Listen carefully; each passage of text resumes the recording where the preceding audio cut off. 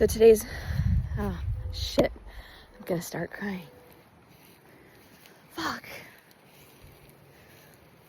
Well, this is like a real emotion unfolding.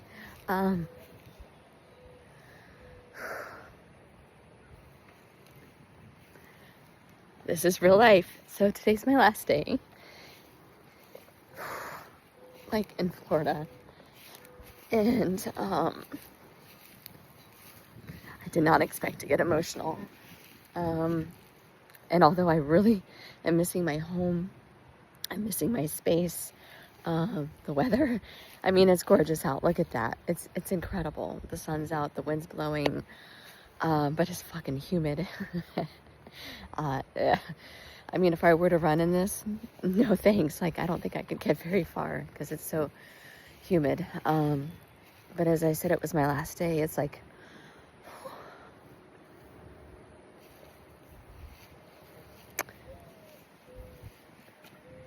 it's hard leaving my parents, which is interesting because staying with them has been amazing and whatever, but when you want your own space and your own everything, you're like, I'm ready to be home. But then I don't know.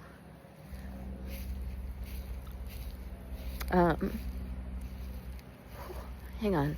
So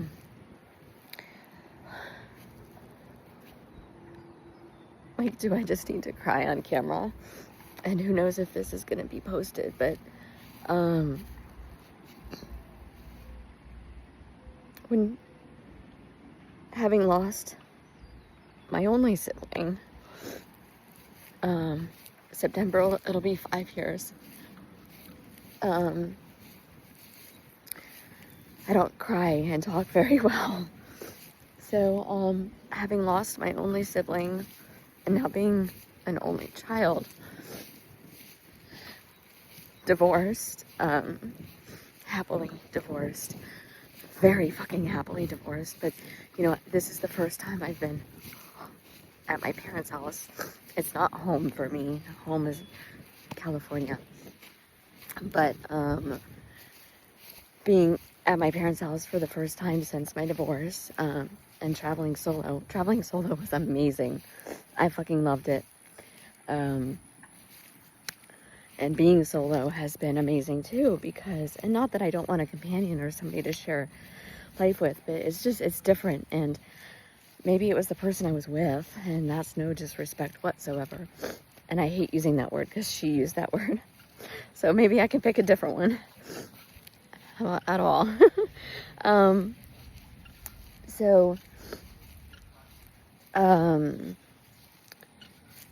Things are a little different. And well, you don't know, it's been a year since I've been home. I guess I mean, my parents' house, the house I grew up in Lantana, left there when I was like 11-ish, 10-ish, actually 10, yeah. Lived at another place for about a year while the other house was being built in a different location. And then there's like a butterfly. And then they sold that house after living there for 35-ish years. Excuse me one second. And so now they're in this house, right? And they moved in here. God, my timeline is so fucked up. I don't know if my brother had died already. There's a butterfly. Like, I'm like, can you see it? So my brother died. I think they moved in after, but trauma fucks with your head as far as timelines go, in my opinion. There's like, I was like, that's a rock. It must be some kind of, I don't know if you can see it, but some kind of pipe. And I fucking love rocks. So my parents are getting older. And, it smells like urine. It's not lost on me that people can die at my brother died at 48 of a lung disease. Not COVID. I don't know why I always have to say it's not fucking COVID. I don't know. He's a statistic of another lung disease, chronic COPD. So there's mixed. I love that I'm able to cry. It's so beautiful because for so long, this was not who I was. I didn't feel at the capacity that I'm able to feel. And I mean, this is a reflection of all the trauma therapy, all the, you know, even though it was trauma therapy a lot, it's butterflies following me and I love it. You know, just therapy in general. It doesn't have to be trauma, but, and I didn't know that's what I was going in for. But working on myself and holy shit, going through spiritual development, and just allowing myself to feel, and sometimes the emotion is so strong that it comes. There's no stopping it, and not being ashamed or embarrassed about emotions and feelings. My God, like my therapist, because I used to tell my therapist, I just want to be a ball of light buzzing around the universe, and although part of that is still true, there's something in the bushes, okay. She's like, Lisa, you're meant to live in your body, not because I would disassociate a lot. But you're meant to live in your body, and wow, what a blessing. And then when the body's not feeling good, you know, it's rough. So I'm grateful to be feeling physically, mentally, emotionally so much better. You know, I think this whole thing was, I mean, I think there is something going on either with my, what the fuck are those things called? Lymph node that could still be swollen. Or the doctor said it could be a cyst. So navigating that, but the panic of, I think, the panic of, holy shit, I have this thing in my body. Here's the sign for, when I was doing triathlon down in Fort Lauderdale, they put, they put garbage bags over the sign, and then afterwards they take them off. But yeah, I mean, any pond is going to have an alligator, potentially, in Florida. So where was I at? So feelings. So, you know, just realizing this is, here we go, my last day. And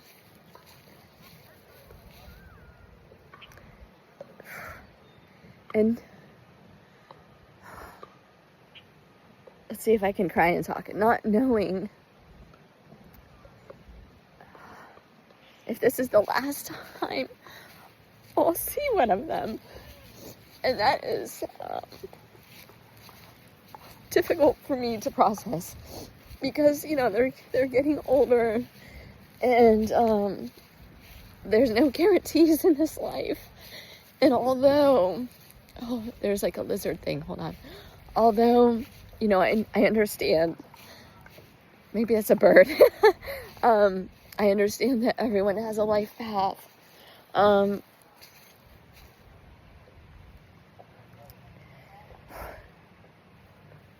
It doesn't make it easier to think about, you know.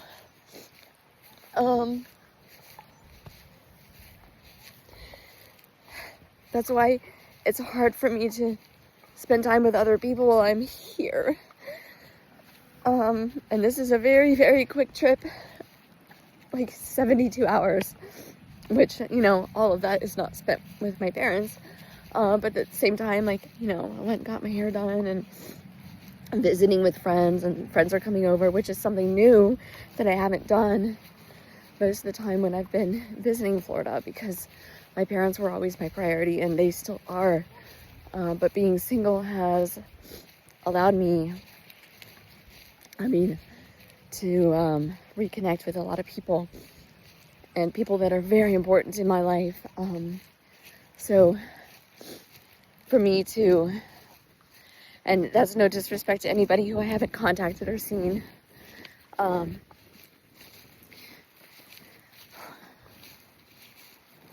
it's just really hard for me to split my time And a part of me is like, fuck, why do I tell people I'm coming? Because I feel like I'm pulled in different directions. And in the same breath, it's like, holy fuck, people love me and they want to spend time with me.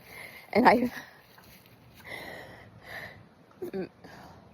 fucking hate that I can't talk really well when I'm crying. I value that so deeply. Because, you know, not everybody is kind to me, to be honest with you. And that's okay, because that unkindness has helped shape my character and helped me to be the fucking rising phoenix that I am over and over and over again. And my trials and tribulations only make me stronger. So I'm grateful for everything that's unfolded in my life, especially since August till now, because I'm the strongest I have ever been in my life. And it's only getting better. And I'm so grateful for my life.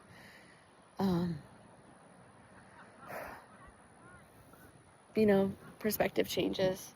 I'm looking at the back of my parents' house, you know, and they're always like, oh, this is gonna be yours. And I don't give a shit about fucking material shit. Who cares about that? It's the people in my life that mean the most to me. You know, a house is a house, you know, things are things, but connections, like, that's what we're here for, is to feel love, to give love, and to feel connections. I'm like 12 minutes in of me fucking bumbling around crying. But I know other people can relate to this, so maybe I will post this. I don't know. Life is short, so maybe I'll do some quiet reflection as I walk the other half of this pond. I'm so grateful my parents live in such a beautiful place. Oh, look, there's a bird. They live in such a beautiful place, and you know, their life and their life choices are theirs, and how grateful am I to be able to say that, and to do that, like to live, not to live, but to visit and be in their company and know that their life choices are their life choices, and that baby girl inside of me, or all of them at different ages, you know, I hold space for them. No longer, I don't seek validation outside of myself. You know, am I perfect? No. Do I feel connected to other people and I get sucked into that? Sometimes, yes. But ultimately, it's about me and my connection with God, divine source. I don't know. I call it God. So plug in whatever your phrasing would be for that. And if you don't believe in anything, that's cool. I mean, I believe that the wind is moving the water right now. And so it's like, you know, putting it in simpler terms for people, because I'm not a religious person. I never have been. I love I have snot running down my nose. Authenticity. So yeah, it just, wow, it caught me off guard that today's my last day here in Florida. And at the same time, there's a green bug. Is that a green? Looked like it was green anyways. I get very distracted by wildlife. And by the way, holy shit, I wrote a voice memo because I was driving my mom's 90s car. That runs very well still. And I had a thought, and as immediately as I had the thought, a red cardinal passed, and I almost fucking hit the bird, which I would have felt awful. But it's like, you know, God speaks to me always, every fucking day. And you know what? Like, as I'm coming through the other side of my processing of emotions and feeling that overwhelm that today's my last day, I am very grateful I get to be here. You know, I don't get paid when I'm off of work, and that's life. So it was a quick trip, and how blessed am I that I get to be here and see my parents after not seeing them for a year. And then I justify that in my head by, well, you saw them twice last year.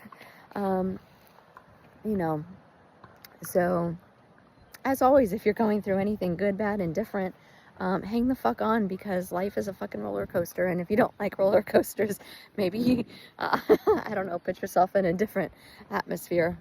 maybe a hot air balloon. Speaking of which, I saw them on TV and I was like, I wonder if I would like to do that. I've done skydiving, so that's, you know, I am kind of afraid of heights. I think the older I get, I don't know, kind of freaks me out a little bit. But I wouldn't be opposed to going on a hot air balloon. So yeah, follow your dreams and do what you love. And I love you.